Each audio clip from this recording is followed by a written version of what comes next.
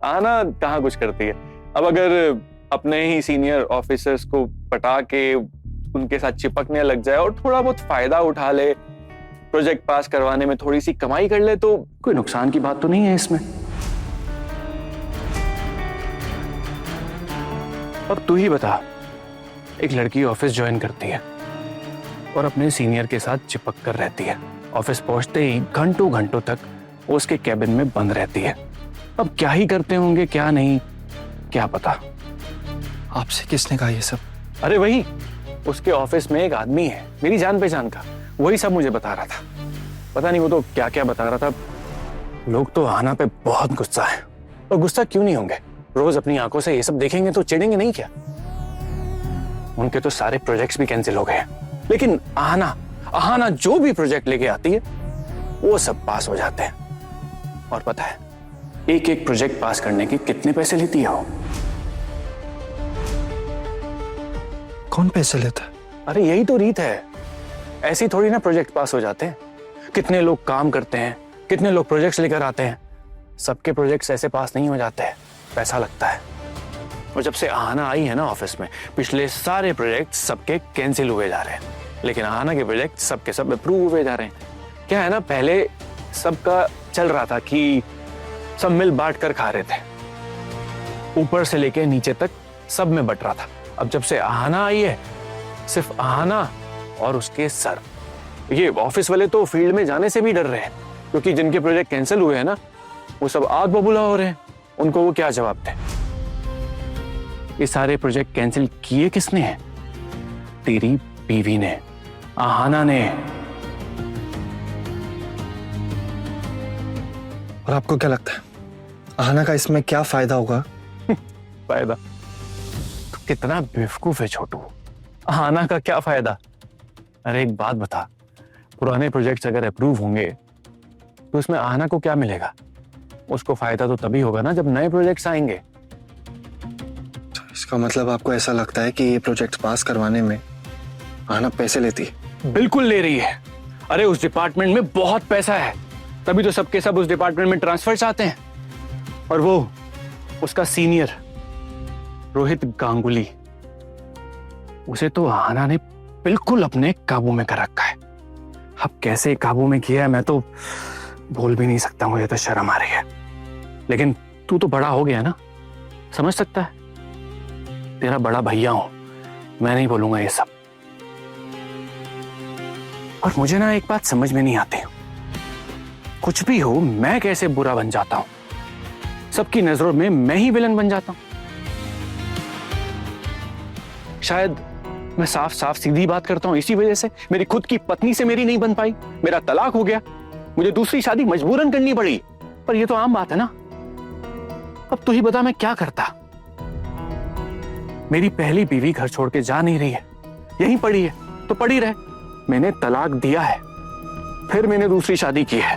तेरी मंजली भाभी को चुपचाप ये घर छोड़ के चले जाना चाहिए था, सॉरी पारो को, मगर नहीं, उसे यहीं पड़े रहना है।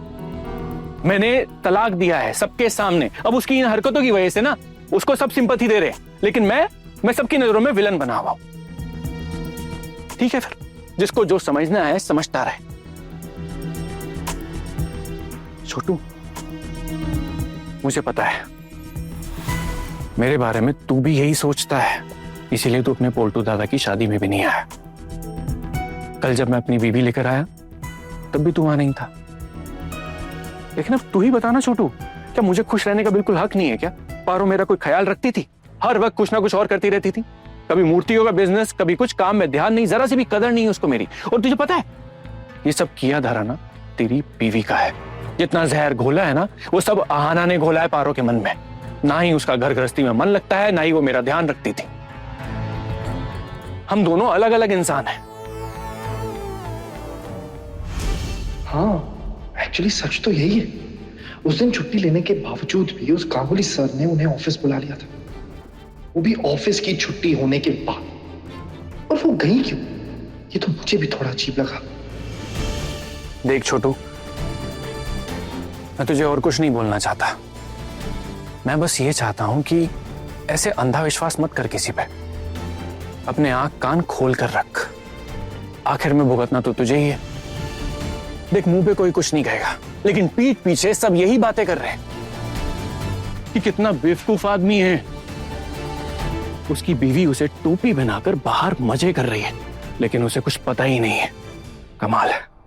देख छोटू, मैं सिर्फ ये चाहता हूं तेरी जिंदगी नर्क बनने से पहले बच जाए, इसीलिए बताया तुझे ये सब। अब तू ये सोचेगा कि मेरी आना से दुश्मनी है, मैं उसे पसंद नहीं करता। हाँ, नहीं करता हूं उसे पसंद मैं, उसकी वजह से मेरा घर टूटा है, लेकिन है तो इसी परिवार का हिस्सा ना, वो है तो इसी परिवार की बहू ना।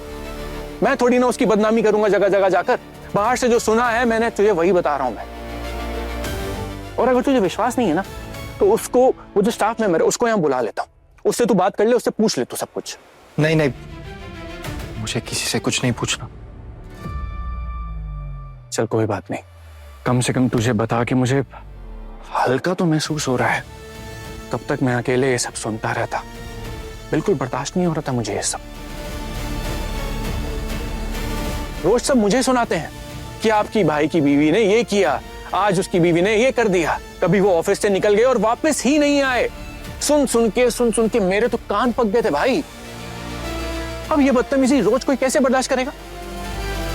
ऑफिस में नाम कमाने निकली थी, लेकिन मैडम ने बदनामी के किस्सों की बहार लगा दी है। अभी तो यही ट्रेंडिंग न्यूज़ है यार ऑफिस में। मुझे लगा कि तुझे बता देना चाहिए। अकेले मेरे सुनते सुनते तो कान पक्का है। ठीक है, मैंने सुन लिया, और कुछ बोलने की जरूरत नहीं है आपको। मैं देखता हूं क्या करना है। लेकिन हाँ पोल्टू दादा, मैं आपको पहले ही बोल रहा हूं कि बिना किसी प्रूफ के मैं कुछ नहीं कहूंगा। प्रूफ? सबूत चाहिए तुझे? अरे सबूत कहां से आएगा, कहां से लाएगा सबूत तू? देख, मेरा काम था तुझे सावधान करना, वो मैंने कर दिया।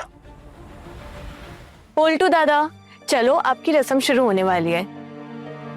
नहीं भाभी, आपका इंतजार कर रही हैं। हाँ हाँ चलते हैं। सब रेडी है क्या? हाँ हाँ सब रेडी है, इसलिए तो बुलाने आई हूँ। चलिए अब।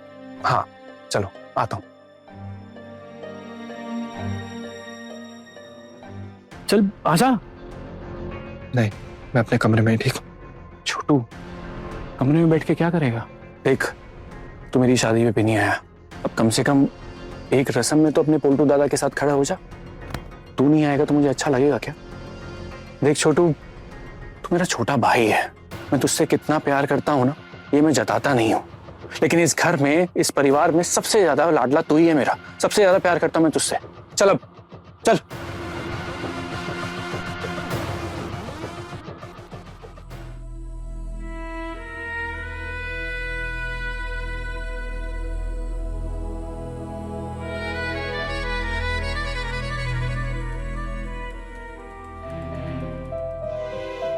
हो गई तैयारी? बस आता ही होगा। पोल्टू आना जल्दी। हाँ हाँ हाँ, आ गया। कब से राह देख रहे तेरी। हाँ, अरे वो कुछ जरूरी काम था। अच्छा अच्छा। हाँ।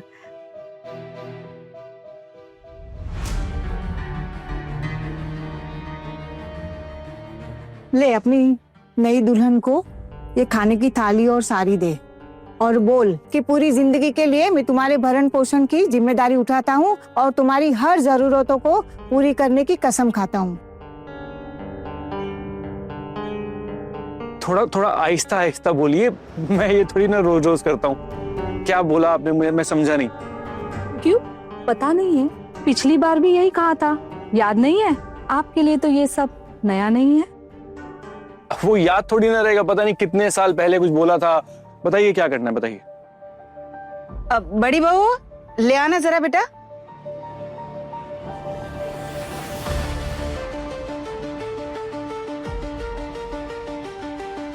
पोल्टू, ये दे दे।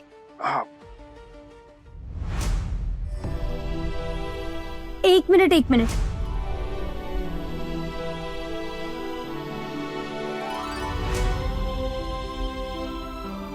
आप ये साड़ी लेकर आए हैं मेरे लिए रस्म के लिए? इतनी साधारण सी साड़ी।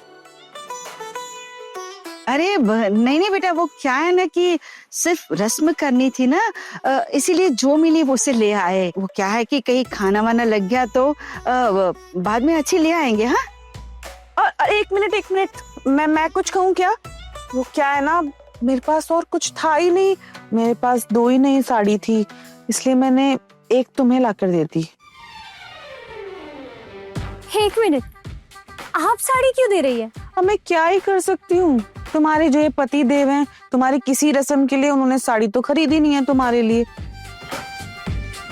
जो नई नई सासू माँ बनी है ना तुम्हारी, ये आई मेरे पास, हाथ पैर जोड़ने लगी बेचारी, कहने लगी कोई एक साड़ी दे दे मुझे। फिर ना सबने तो मना कर दिया, फिर मैंने सोचा चलो कोई बात नहीं, नई दुल्हन की बात है, मैं ही कर देती हूँ, इतना सा तो काम ही है। मैंने देखा मेरे पास ना 2 साड़ी थी जो नई नई थी, उनमें से सबसे अच्छी साड़ी यही वाली थी, तो मैंने तुम्हें ये साड़ी दे दी। जानती हो मैं नहीं चाहती थी कि तुम्हें ना तुम्हारी रस्म पे पुरानी साड़ी पहननी पड़े, अच्छा थोड़ी ना लगेगा, इसलिए मैंने अच्छी वाली साड़ी तुम्हें दे दी। रंग भी बहुत खिलेगा तुम्हारे ऊपर। माँ, आपने मुझे बताया कि आपको साड़ी चाहिए थी। अरे बोल्टू बेटा, बताने का टाइम नहीं मिला होगा। अरे ठाकुर जी, आप भी ना एक बार लिस्ट बना लेती, तभी तो पता चलेगा ना बेचारे को। अरे बहू, साड़ी खरीद के पैसे बर्बाद करने की क्या जरूरत है? हाँ, अभी अभी शादी हुई है, बहुत सारी साड़ियाँ भी आई है ना तुम्हें, और शाम को और भी मेहमान आएंगे, वो भी साड़ियाँ लेकर आएंगे, तो बेकार में पैसा खर्च क्यों करना? हाँ, अभी नई नई गृहस्थी है तो सोच समझ के खर्चा करना चाहिए ना। बस यही वजह है कि मैंने पोल्टू को नहीं कहा कि साड़ी ले आए। तो फिर अब ये रस्म नहीं होगी।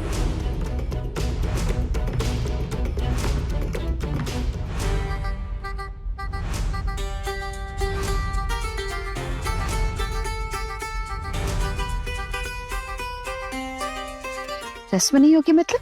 अगर आप लोग मेरे लिए एक साड़ी खरीद कर नहीं ला सकते तो ये रस्म नहीं होगी। पहले आप लोग जाइए और मेरे लिए नई साड़ी लेकर आइए, अब फिर ही ये रस्म होगी। आपकी पुरानी बहू को दी हुई साड़ी से मैं रस्म क्यों निभाऊंगी? अब जाइए और साड़ी लेकर आइए। क्या? अभी? अभी साड़ी लेकर आइए, अब तभी मैं रस्म को निभाऊंगी।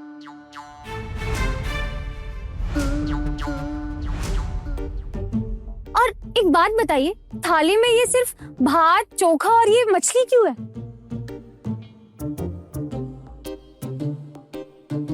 अरे तुम्हारी सासू माँ ने कहा था कि दोपहर में कुछ बना देना, हमने अपने खाने के लिए यही बनाया था, इसमें से ही तुम्हारे लिए भी निकाल दिया।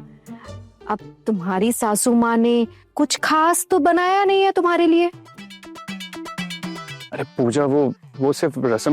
मैं दिन में गेस्ट को ये आलू भात चोखा ये खिलाऊंगी क्या? अरे नहीं नहीं नहीं नहीं नहीं बहू, ये कैसे दोगे तुम? ये थोड़ी दे सकती हो, ये तो हमने अपने लिए बनाया था। अब क्या है ना, ये चोखा भात और माछ खाकर हम लोग अपने अपने काम पर निकल जाएंगे, फिर थोड़ा बहुत बचा है वो लड़के आकर खा लेंगे, और हमने सिर्फ अपने लिए बनाया, सबके लिए थोड़ी ना। और तुम्हारी सास ने हमें न्योता थोड़ी ना दिया है, और वैसे देती भी तो कौन जाने वाला था। और आपके घर का रसोइया क्या कर रहा है? अरे बहू, वो क्या है ना कि रसोइया तो खाना बना रहा है, वो भी शाम के लिए। क्या है ना कि दोपहर का खाना भी बनवाते तो वो क्या है कि बहुत पैसे लेता है थोड़ा सा पुलाव बनाने के लिए, तो इसलिए मैंने सोचा कि बड़ी बहू बना देगी कुछ मेहमानों के लिए। आपने सोचा पिशी मुनि, लेकिन आपने सोचा क्यों? मैंने ऐसा कहा था कि आप ऐसा सोचे। जी, सोचने में क्या पैसे लगते हैं, सोचा तो मुफ्त में भी जाता है ना, इसलिए सोच लिया होगा। अरे पिशी माँ, पता नहीं आप लोग ना क्या क्या सोच लेते हैं कि पूरी दुनिया बदल जाएगी, पर आप लोग ना कभी नहीं बदलेंगे। देखो, तुम्हारी सासू माँ ने हमसे कहा था कि तुम्हारी रस्म में शामिल होके उसके बाद हम काम पर जाए, इसलिए हम सब रुक गए थे। पर अब शायद तुम अभी ये रस्म नहीं करती हो, है ना? तो हमारे रुकने का भी कोई मतलब नहीं बनता है ना, हम भी अपने ऑफिस चले जाते। आज क्यों जाना है ऑफिस?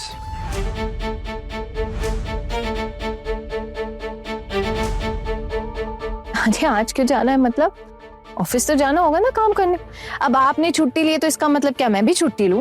आना, आप ऑफिस क्या करने चाहती हैं ये मैं अच्छी तरीके से जानता हूँ।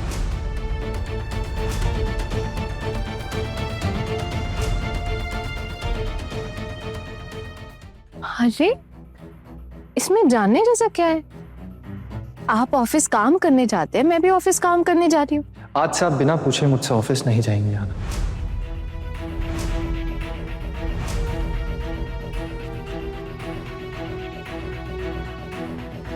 ऑफिस क्या कोई स्कूल है जो आपसे पूछ के जाना पड़ेगा?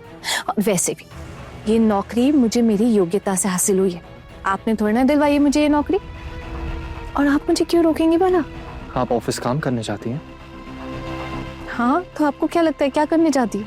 अरे छोटू रहने देना, अब क्या बात कर रहा है अभी, आज के दिन ये सब रहने देना, आराम से बात करना।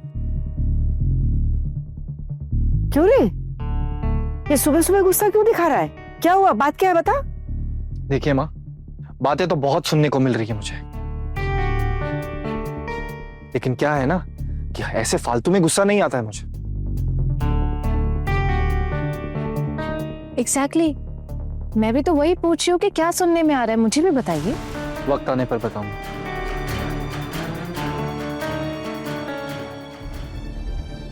ठीक है, तो जब वक्त आएगा तब आप गुस्सा दिखाइएगा, अभी मेरा मूड मत खराब कीजिए। माँ, मुझे देर हो रही है, निकलना पड़ेगा। मैंने सोचा था आज आप लोग का प्रोडक्शन देखने जाऊंगी कारखाने में, लेकिन मुझे लग नहीं पा रहा कि मैं जा पाऊंगी, अभी यहीं से निकल रही हूँ। ठीक है माँ? आना, मैंने आपसे कहा ना कि आप ऑफिस नहीं जाएंगे आज, समझ नहीं आया? मैंने भी आपसे कहा ना कि मैं ऑफिस जाऊंगी, आप मुझे रोक नहीं सकते। आना,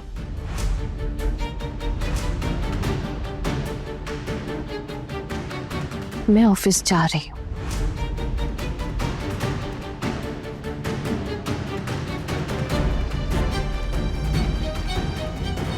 आती हूँ माँ।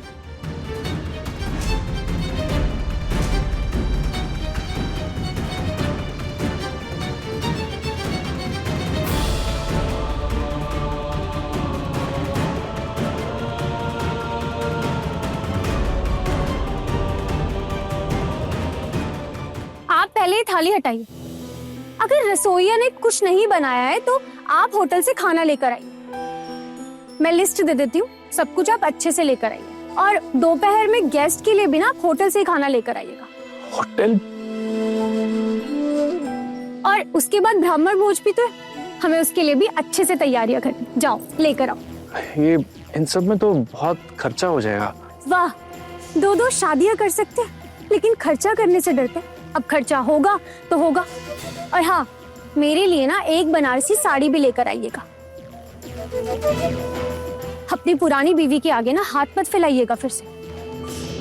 और अगर देर करेंगे ना तो और देर होगी। और अगर ये भात कपोर की रस्म अच्छे से नहीं हुई ना तो बहू भात भी नहीं होगा, याद रहे।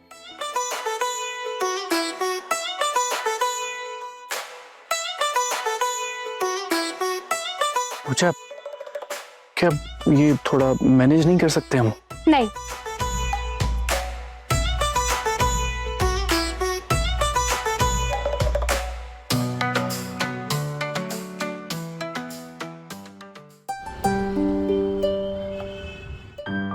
सर, असल में आज घर में एक ओकेजन है। पता है मुझे, लेकिन आज प्रोजेक्ट सबमिट करने की आखिरी तारीख है, इसलिए आपको बुलाना पड़ा। अगर आज सब सही से सबमिट नहीं कर पाए ना तो बहुत बड़ी प्रॉब्लम हो जाएगी, इसलिए मुझे बार बार आपको बुलाना पड़ रहा है। आई एम सॉरी आना, मुझे उम्मीद है कि आप समझ जाएंगे। मैं आपको जानबूझ के परेशान नहीं कर रहा हूँ, मेरी वैसे कोई इंटेंशन नहीं है। अरे नहीं सर, मैं समझती हूँ, मैं सब समझती हूँ आपकी बात। इसीलिए मैंने आपसे आज के दिन के लिए छुट्टी ले ली थी पहले से। और सर, उस दिन भी बैलेंस शीट के काम से मुझे रात को आना पड़ा था। सर, वो ससुराल के वहाँ रहती हूँ, वहीं से मेरा आना जाना भी होता है, तो बस कई बार थोड़ी बहुत प्रॉब्लम हो जाती है सर, और कुछ नहीं। जॉब है, मानती हूँ, लेकिन सर फिर भी okay, now I can understand कि आपके घर में मेरी वजह से प्रॉब्लम हो रही है। आपसे कोई प्रॉब्लम नहीं है, ऑफिस को लेके थोड़ी दिक्कत हो रही है सर। आप एक महिला हो सकती है, लेकिन आप इस ऑफिस के स्टाफ भी हैं। अगर काम का प्रेशर हो तो फिर समय की कोई पाबंदी नहीं होती। लेकिन सर ऑफिस टाइमिंग का भी तो एक सिस्टम होता है ना सर। और फिर सर हम औरतों के लिए कुछ सुविधाएं भी होती हैं। सर देखिए, मैं एक औरत हूँ इसलिए कोई विमेन कार्ड नहीं प्ले कर रही हूँ आपके सामने, लेकिन सर एक अंडरस्टैंडिंग का भी तो मामला होता है ना। और बाकी समय तो मैं आपको सबसे ज्यादा काम करके देती हूँ।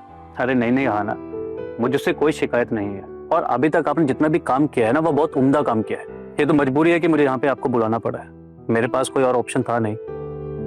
और वैसे भी इस प्रोजेक्ट के सपोर्टिव डॉक्यूमेंट्स यहाँ पे नहीं है, अगर होते तो मैं आपको डिस्टर्ब नहीं करता। नहीं नो सर, एक्चुअली मैं भी सोच रही थी आपको आज फोन करने का, मुझे पता ही नहीं था कि आज ही आपको इन डॉक्यूमेंट्स की जरूरत पड़ जाएगी। हाँ ना, कल मुझे ये फर्स्ट आवर में सबमिट करना है, और अगर कल आकर आप ये काम नहीं कर पाते तो बहुत बड़ी दिक्कत हो जाती मुझे। तो मुझे बार बार हेड ऑफिस से फोन आते रहते हैं, इसीलिए मैंने आज आपकी छुट्टी कैंसिल कर दी और आज आपको यहाँ पे बुला लिया। अब ये डॉक्यूमेंट्स मुझे दे दीजिए और आप निकल जाइए, मैं आपको छुट्टी दे दूंगा। Thank you sir, thank you so much sir. सारे डॉक्यूमेंट्स मैं अपने साथ लेकर आई हूँ। देखिए ये जो एप्लीकेंट्स है ना, ये एप्लीकेंट्स के सारे डॉक्यूमेंट्स इसमें, मेरे पास जितने प्रोजेक्ट्स थे 10 प्रोजेक्ट्स थे, वो सब के सब इसमें आप देख सकते।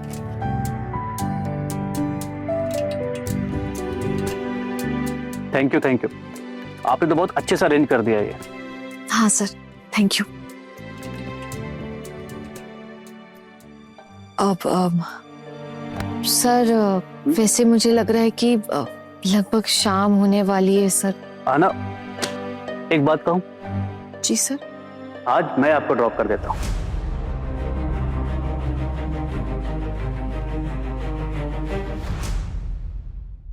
बॉस की गाड़ी में बैठकर कहां जा रही थी? ऑफिस का बहाना देकर। देखिए सर, मैं अच्छे से जानता हूं कि आप कितने खुश होते जब आहना अकेले आपके केबिन में होती है। खबरदार अर्जुन, आपको जो बोलना था ना आपने बोल दिया, लेकिन अब अगर आपने एक शब्द भी कहा ना तो मुझसे बुरा कोई नहीं होगा।